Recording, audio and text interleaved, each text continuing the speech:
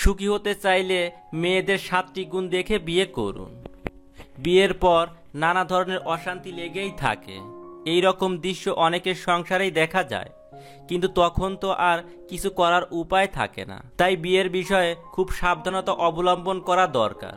জীবনের বাকি সময় যার সাথে কাটাবেন সে কেমন হবে, এক্ষেত্রে অনুমান আবশ্যক কাজে লাগে, কিন্তু সব ক্ষেত্রেই অনুমান সঠিক হয় না। এখানে কিছু বৈশিষ্ট্যর কথা বলবো যা সাধারণত ছেলেরা পছন্দ করে।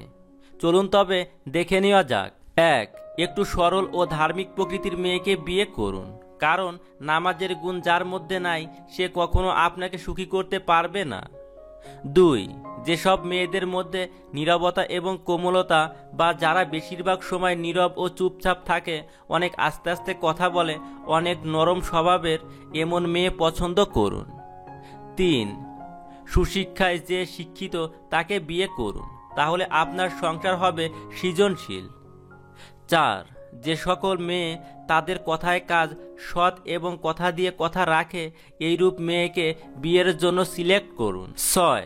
পরিষ্কার পরিচ্ছন্ন মানুষকে সবাই পছন্দ করে, তাই আপনার বউ যেন অপরিষ্কার কোনো মেয়ে না হয় সেদিকে লক্ষ্য রাখুন। 7. সর্বোপরি সৎ এবং চরিত্রবান মেয়েকে বিয়ে করুন। এই 7টি বৈশিষ্ট্য যার মধ্যে থাকবে সে অবশ্যই ভালো মানুষ। এইরূপ মানুষকে বিয়ে করলে সুখী হওয়ার সম্ভাবনা শতভাগ। তবে মেয়েরা তাদের পাত্র পছন্দ করার ক্ষেত্রেও এই বৈশিষ্ট্যগুলো উল্টো করে ভেবে জীবনসঙ্গী বেছে নেবেন।